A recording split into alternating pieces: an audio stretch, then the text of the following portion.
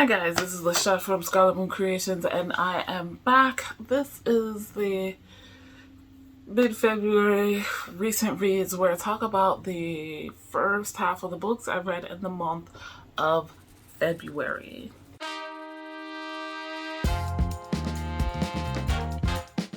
Let's get this going. I have 6 books to talk to you about and not officially participating in any readathons.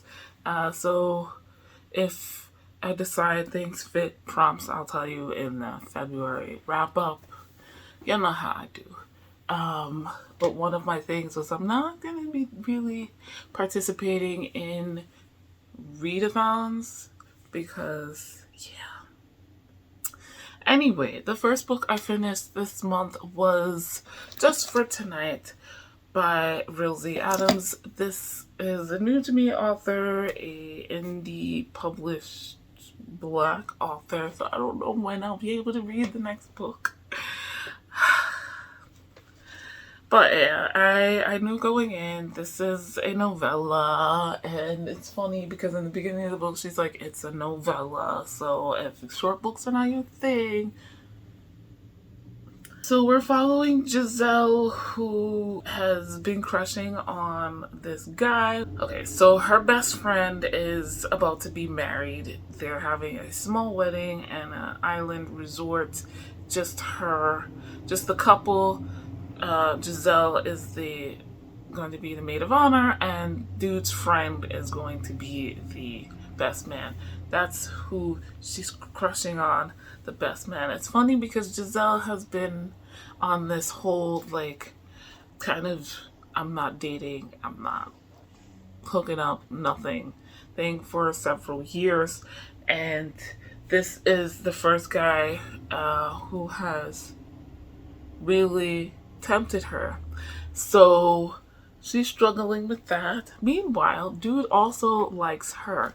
The thing is, the two of them are, the bride and groom's best friends, but they haven't really gotten to know each other. This was cute, it was spicy, and I want more. I'm gonna give this 3.5 stars because it's not enough, but it was enough for me to know that I want more Yulee Adams. I will probably enjoy Yulee Adams romances. Don't come for me with KU. Guys, I need you to understand that KU is still money that I don't have to give. When I do, I can pinpoint an author whose books I want to focus on rather than the long ass list. So there's that. The chemistry was there.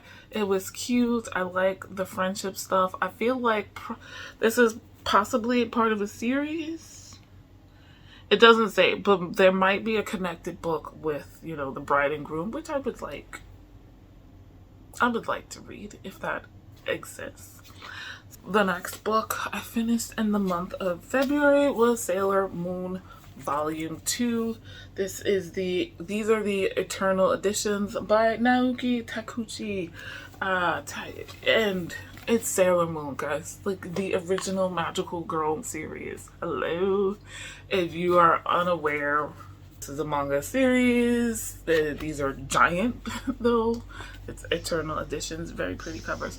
But the premise of Sailor Moon is we're following Usagi, who is like a middle school age girl who is not very good at school because I think attention issues, honestly. But she's like your average student, and she likes gossiping and talking about boys and playing her favorite video game, Sailor V. One day she comes across this cat who starts talking to her, and the cat is like, hey, you are Sailor Moon, you have special powers, and I am here to teach you how to use them, but also so you can find the other Sailor Scouts and the Moon Princess and save her and protect this special crystal that will also save the Moon Kingdom. And Usagi is just like, what? So the story we're following is as Usagi learns her abilities and finds the other sailor scouts while being a regular teenage girl. So I watched this as a kid when I was in middle school. I was here, not in this room. We were in a different apartment, but not too far from here. And I would wake up at 6 o'clock in the morning to watch Sailor Moon before I went to school. I've read these before, not these editions though, and it's been such a long time. I was like, I want to go back. You know, the nostalgia is strong. As a kid, when I was first watching it, I didn't really grasp a lot of the issues with the story. Like, this is not perfect storytelling. This is not wonderfully written. It's not bad. It's just not great. Even for, young girls. But it's cute and it's sweet and still hella relatable for an average girl. Like, Usagi is not special. The saccharine sweetness of the romance with her and Tuxedo Mask is hella over the top. There's some issues I find with the bad guys, but the biggest plot holes all surround Tuxedo Mask. But one of the great things about this is the fact that the girls are the ones that are the saviors. They somehow pull it out every time, and it's like, believe in yourself and love yourself and you have the power, and I enjoy it. So yeah, this volume, we start to get some substance and background, particularly for the bad guys. I am interested in continuing, obviously. No rush though. What would I guess I would give this 3.5 stars. So the next book I finished was an ebook, Hush of Storm and Sorrow by El Penelope, book 3.5 2.5 in the Earthsinger Chronicles. Finally! And as the time of filming this, the audiobook for the third novel is available to me. So I'm gonna get that soonish. So the Earthsinger Chronicles I started last year, and there are 4 books and 4 ebooks in between. 4 novellas, sorry, in between 4 novels, and 4 novellas in between each novel. Or is it 5 novels and 4 novellas? I forget. But the thing is, the novellas are necessary, but my library doesn't have all of them. It only had the first one, and it's driving me nuts. There's a completed collection of all of the novellas, but I just had the money to get this and then the Rosie Adams book. So Earthsinger Chronicles, in the first book, Song of Blood and Stone. This is by a black author, by the way. The first book is black love, black romance. This one is not. I actually don't think either of our main characters are black in this one. In Song of Blood and Stone, we're in this world where we have 2 kind of warring countries that are next to each other. And they share a border physically, but also magically. There's like a wall between them. And so the war is not technically at a lull. It's not an active war where we have the 2 armies currently fighting each other, but the peoples do not get along. Anyway, the backdrop of this is that these 2 countries have been at war, and they're kind of like, we don't want to have anything to do with each other, but that's not the case. One of these countries, their people are being subjugated by this evil ruler, and that's ruler wants to also subjugate the people of the other country, and they're trying to hold him off. In the first book, we're following Jasminda, she's on the outskirts of a town at the very edge of the country near the border. And she lives alone now because her parents and her brothers have passed away. She doesn't really go into town because they are abusive and discriminatory towards her. But anyway, she happens to go into town because she needs to. On the way back home, she comes across this dude. He's like, look, I'm escaping from this other country. Can you help me out? She's like, I don't want to have nothing to do with you, guy. And she leaves him alone. Unfortunately, come to find out, this guy's actually escaping from the other country. Now, everyone thinks this magical wall keeps them separate, but there are ways to get through. He somehow does, but she doesn't believe it. And she's like, I don't want to have nothing to do with you and your whatever. So anyway, he winds up getting caught because the other country has found out that he was there spying on them. And so they were taking him, they had some soldiers taking him to, I don't know, probably be tortured. Somehow the three crossed the border without realizing it. So they're in the other country. The soldiers catch up to him. Storm comes and it's really bad, so they look for shelter, and lo and behold, whose house do they find but Jasmine does. So she's forced to house them anyway, and while doing so, she finds out this guy is a spy, so she does wind up helping him escape, and the story goes from there. So like, some people, particularly black people, have magical abilities in this world, and the guy, I don't remember his name. Jack. Oh my god, his name is Jack.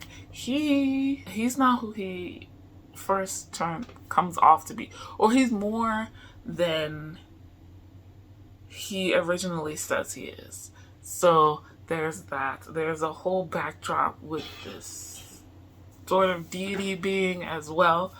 This one, I was like, okay, this is an interesting story. The first novella gave us a little bit more about Jack and his personality, but also how and why the regular people feel the way they do about each other from these two countries. But also, then we get to book 2 and things went way up. So I've been dying to read this novella, and we're following, yet again, different people. I can't say who because it's major spoilers, but they're on an adventure to find something. It gets very fast, very intense, very fast, very quickly. There were a couple of things I was like, oh shit, wow, okay. And the way it starts, like, is kind of the way it ends, where it's just like, oh shit, now they're not together anymore. These people who came together randomly and quickly, in a dire situation, are now forcibly separated quickly and are in new dire situations. And I do want to know what comes next for them. So can't wait to read the next book of that. I'm gonna give it a 4 stars. Hush of Storm and Sorrow.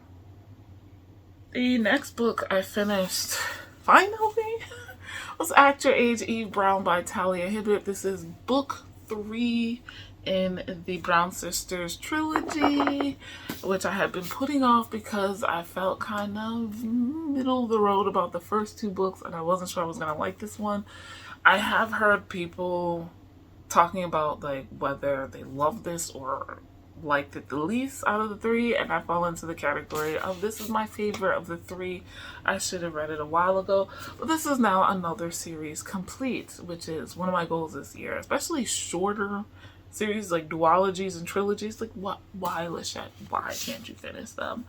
In each book, there's various types of representation. Book 2, I went into expecting to like the best, but the religious or spiritual practice representation felt like tokenism. I didn't see the point. Though it's nice to see people of these religions in a regular kind of romantic comedy type of thing. Not exactly, but close for a romance series. And living their regular lives.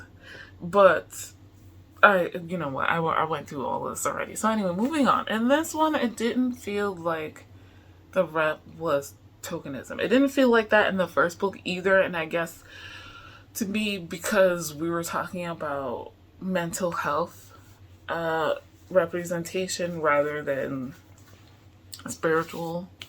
So yeah, that being said, we're following the youngest sister of the three sisters, Eve, and she's kind of all over the place. She doesn't know exactly what she wants to do with her life. She winds up quitting things a lot as soon as there's any kind of problem, and her parents come to her like, look, we are disappointed in you, and you can't keep living your life like this. You, at the small sign of an issue, you give up and move on. We're putting our foot down. We're not going to let you just use your trust fund anymore. You have to find something and stick with it. She's hurt, so she leaves the house in a hurt huff or whatever. And she goes on a little ride to make herself feel better. A couple of hours later, while it's raining, she sees this B&B, bread and breakfast, and they're hiring a chef. So she goes in to apply for the position. The guy who owns the B&B, I keep wanting to say Airbnb, and that is not okay. The B&B owner is a guy who's very much a stickler and for rules, and he needs people to be professional and straightforward and honest and all of that stuff. And he says like very straightforward in the beginning, like he's autistic, so they get on like a house on fire. And he's like, I'm not hiring her. But his friend, who's also there with him, is just like, you don't really have a choice. So go after her and figure it out. Unfortunately, it's raining. She doesn't see him and hits him with her car. So now he doesn't have a chef and he can't really run his business. So, to kind of make amends, she agrees to work as a chef, which she'll get paid, and kind of run the B&B while he's in the hospital getting whatever, right? And then the story continues from there. He's not in the hospital very long. He comes out, and then whatever. Their chemistry is there. One thing about every book in this series is the couple's chemistry is there. I believe it, love it. The sex scenes are great, love them. Not a lot of them, but definitely on the page. And I like the way they're written. Like I said, I feel like the autism rep is there. We get a little bit of variety. I won't go into it. We very much hyper focus on the couple, and it feels a little weird because I haven't read a romance like this in a while. So it's like, oh, I would have liked to see more of his sisters and the best friend and whatnot. It works out. I like that she winds up eventually standing her ground with her family members. We get to see obviously the sisters, but also Red and I forget the other dude's name. They're significant others again. So I like that. The ending was cheesy as hell. Not the epilogue, but the last chapter when they're making up. Like, cheesy. I wish we spent a little bit more time on that breakup, but does it show emotional maturity that it only took them overnight, both of them, to figure out that, they were not considering each other's thoughts and feelings, needs and wants, and immediately ran into each other's arms to, I guess, maybe, I don't know. But a great end to this series. I have to take back my thoughts because the first book, Get a Life, Chloe Brown, had me thinking maybe I don't like Black British books because there's another one. I don't know. Maybe I spoke too soon on that because I didn't dislike that book. It's just something I really have to think about still. So, I'm going to give this a 4.5. No. I'm gonna give this a 4.5 stars. Happy I finished the series. The last book I'll talk about, hopefully louder than my mom is on the phone, is Spy Family Volume 2. So, as you know by now, if you haven't watched it, I did my manga bracket in November and December. I did like this whole volume, reading a bunch of volume 1s of manga series that I was interested in. And then I did like a bracket thing to figure out which series I will finish first. And Spy Family won. So here's volume 2. And the story continues, and I'm still in love with it. So, Spy Family, if you're unaware of this manga series, this is by, Tatsuya Endo. And we're following a spy whose latest mission is to infiltrate this very prestigious school, which a major bad guy is part of in some way, shape, or form. And to do that, he needs to have a family, create a family, which he doesn't. So he adopts this little girl who, unbeknownst to him, is also not an empath, a telepath, excuse me. And he hires this woman to be his fake wife and the girl's fake mother. And unbeknownst to them, she is an assassin. So they all have their secrets, but none of them, well, no, the girl is a telepath, so she knows, but she's really young and doesn't 100% understand. So, and they try to get into the school, but getting into the school was only the first step, and the story continues from there. This is cute, it's funny, come on now. Anya is, I have to agree with Mina Reed's. Anya is probably like the cutest manga child ever. I'm very concerned about these little things on her head. Well, not concerned, but I'm curious. What the hell are those? I don't know what that is.